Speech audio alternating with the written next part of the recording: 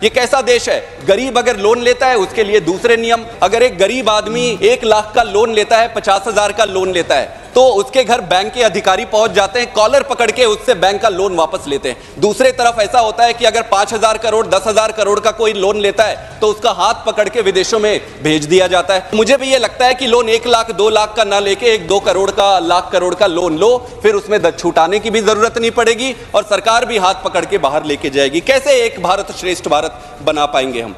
पिछले 9 सालों में प्रधानमंत्री मोदी जी ने लगभग 100 लाख करोड़, 3 गुना ज्यादा का कर्जा लिया हुआ है। तो कर्जा का हमने देख लिया।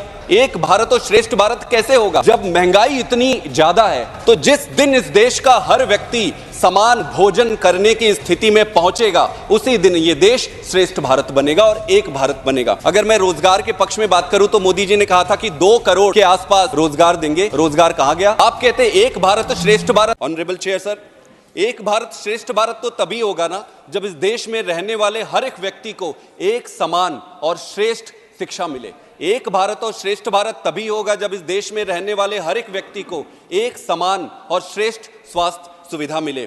एक भारत और श्रेष्ठ भारत तभी होगा जब सभी व्यक्ति को समान न्याय मिलेगा। एक भारत श्रेष्ठ भारत तभी होगा जब सबको बराबर की सुरक्षा, रोजगार, पारदर्शी गवर्नेंस, राजनीतिक स्थिरता और नैतिक दायित्वों का निर्वहन होगा। मुझे ये लगता है सारी चीजों को देखते हुए पिछले 10 साल में हमारी सरकार ने, भारत की सरकार ने, प्रधानमंत्री मोदी जी ने जिस तरीके से काम किया है, ये पूरा काम एक पैच वर्क का काम दिखता है। कहीं भी मुझे एक भी ऐसा इंस्टीट्यूशन नहीं दिखता है जिस इंस्टीट्यूशन को उठाकर पूरा फोकस उस इंस्टीट्यूशन को इंप्रूव करने में लगाया हो। ऐसा लगता है कि सारा का सारा एक पैच वर्क है और पैच वर्क में थोड़ा सा पैसा इसमें डाल दो, थोड़ा पैसा इस पे डाल दो, थोड़ा पैसा उस पे डाल दो, आज अगर ये हो गया तो इस पे पैसा डाल दो, थोड़ा इधर थोड़ा उधर, थोड़ा सब कुछ करने के चक्कर में मुझे लगता है जो कॉम्प्रोमाइज हो रहा है वो इंस्टीट्यूशंस के साथ हो रहा है। और अगर इंस्टीट्यूशन के साथ कॉम्प्रोमाइज हुआ तो देश विकसित होना बहुत बहुत दूर की बात है।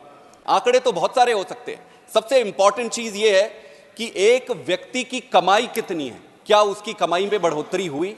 दूसरी चीज होती है उस व्यक्ति को अपने जीवन को सम्मानपूर्वक जीवन जीने के लिए खर्च कितना करना पड़ता है, क्या उसमें महंगाई में कोई बढ़ोतरी हुई? और तीसरा है इन सब के बाद कि वो बचत कितनी कर पा रहा है। तो इनकम कितना है, खर्च कितना करता है और सेविंग कितनी हो रही है। इन 3 बातों को ही अगर हम देख लें हर व्यक्ति के जीवन में तो पता चल जाएगा मोटा मोटी के अर्थव्यवस्था की ओवरऑल स्थिति क्या है। आज अगर हर व्यक्ति की कमाई को हम देखें तो G20 और ब्रिक्स देशों में सबसे नीचे है। श्रीलंका और बांग्लादेश जैसे देशों से भी हम नीचे हैं। अगर आप देखें कि प्रति व्यक्ति आय में जो बढ़ोतरी 145% के आसपास थी पिछले दशक में, इस दशक में जो अभी की जो सरकार है, मोदी जी की सरकार है, उसमें लगभग 67% की बढ़ोतरी है।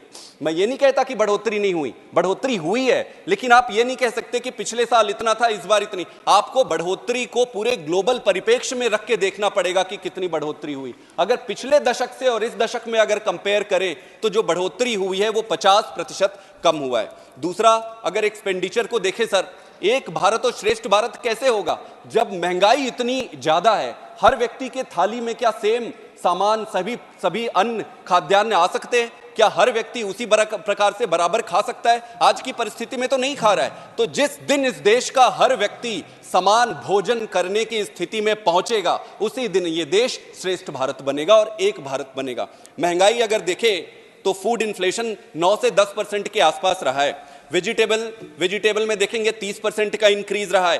दाल के भाव 20% बढ़ गए, अनाज के भाव 10% बढ़ गए, तेल के भाव, रिफाइंड ऑयल 70 रुपए हुआ करते थे 2014 में, अब लगभग 200 के आसपास पहुंच गए। LPG, लिक्विड पेट्रोलियम गैस, जो खाना बनाने का गैस होता है, 3 गुना उसके भाव बढ़ गए। 400 मिलते थे, 1200 होने लगे। बहुत सारे ऐसे आंकड़े। मैं सिर्फ मूलभूत बात यह रखना चाहता हूं कि जब तक इन चीजों को व्यवस्थागत तरीके से एड्रेस नहीं किया जाएगा, ये महंगाई दूर नहीं होने वाली है। आपकी कमाई तो थोड़ी बढ़ी, महंगाई बहुत ज्यादा बढ़ गई। अब आप ओवरऑल ये देखिए कि पिछले दशक में एक व्यक्ति कितनी बचत करता था और इस दशक में कितना बचत कर रहा है। यही एक मूलभूत और बड़ा सिंपल तरीका है ये देखने का कि क्या हमारे देश की अर्थव्यवस्था और क्या बढ़ी है और क्या लोगों का जनजीवन, जनमानस का जीवन स्तर ऊपर उठा है। बहुत सारे और आंकड़े हैं, लेकिन इनके अलावा अगर मैं इंस्टीट्यूशंस पे बात करूं इंस्टीट्यूशन, आप बैंकिंग सेक्टर ले लो, 10.5 लाख करोड़ का हम राइट ऑफ कर रहे हैं। आप कहते हैं एक भारत श्रेष्ठ भारत। एक भारत बनेगा कैसे? अगर एक गरीब आदमी 1 लाख का लोन लेता है, 50,000 का लोन लेता है, तो उसके घर बैंक के अधिकारी पहुंच जाते हैं, कॉलर पकड़ के उससे बैंक का लोन वापस लेते हैं। दूसरे तरफ ऐसा होता है कि अगर 5,000 करोड़ 10,000 करोड़ का कोई लोन लेता है तो उसका हाथ पकड़ के विदेशों में भेज दिया जाता है। ये कैसा देश है? गरीब अगर लोन लेता है उसके लिए दूसरे नियम, अमीर एक, तो मुझे भी ये लगता है कि लोन 1 लाख 2 लाख का ना लेके 1-2 करोड़ का, लाख करोड़ का लोन लो, फिर उसमें छुटाने की भी जरूरत नहीं पड़ेगी और सरकार भी हाथ पकड़ के बाहर लेके जाएगी। कैसे एक भारत श्रेष्ठ भारत बना पाएंगे हम? कर्जा की बात अगर मैं कहूं तो पिछले 14 प्रधानमंत्री हुए हैं, 67 साल के कार्यकाल में 55 लाख करोड़ का कर्जा लिए। पिछले 9 सालों में प्रधानमंत्री मोदी जी ने लगभग 100 लाख करोड़, 3 गुना ज्यादा का कर्जा लिया हुआ है। तो कर्जा का हमने देख लिया, बैंकिंग का देख लिया। बैंकिंग की सेक्टर की हालत खराब है।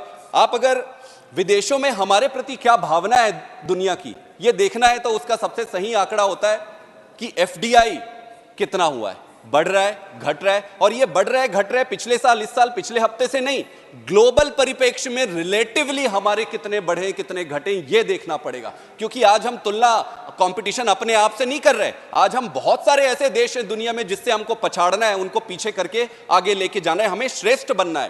तो ग्लोबल एफडीआई इनफ्लो का जो शेयर है वो डिक्लाइन हुआ है। आप सॉवरिन क्रेडिट रेटिंग होती है, एक क्रेडिट रेटिंग होती है। जैसे गांव में आप जाओगे, किसी को उधार देने से पहले से कहते हैं कि भाई इसको उधार मत देना क्योंकि ये तो वापस ही नहीं करता है, इसको उधार मत देना, इसके पल्ले 4 पैसे नहीं है। एक आदमी होता है बोले हाँ इसको उधार दे दो, ये आपको वापस करेगा। वो एक क्रेडिट रेटिंग होती है। आपके क्रेडिट कार्ड की भी रेटिंग होती है, देश की भी क्रेडिट रेटिंग होती है। क्रेडिट रेटिंग जिस तरीके से स्टेगनेंट है पिछले दशक में, ये स्पष्ट दर्शा रहे हैं हम पांचवी बड़ी इकोनॉमी बन जाए, तीसरी इकोनॉमी बन जाए, पर विदेशों में हमारे अर्थव्यवस्था के प्रति बहुत ज्यादा लोगों में उत्सुकता नहीं दिखाई दे रही है। आप डेप्रिसिएशन अगर देखें तो $1 मोदी जी के आने के पहले 58 रुपए के आसपास, 54-58 रुपए के आसपास हुआ करता था। आज ये 80 रुपए पार कर गया है। हम बार बार कहते हैं कि विदेशों में हमारा मान बढ़ा है। भाई विदेशों में मान कैसे बढ़ता है? विदेशों में मान 2 ही तरीके से बढ़ते हैं। एक तो होता है हमारे संस्कार, हमारी संस्कृति, जो हमारे कलेक्टिव व्यवहार जो है उसके कारण परिलक्षित होती है विदेशों में, और दूसरा होता है पैसा।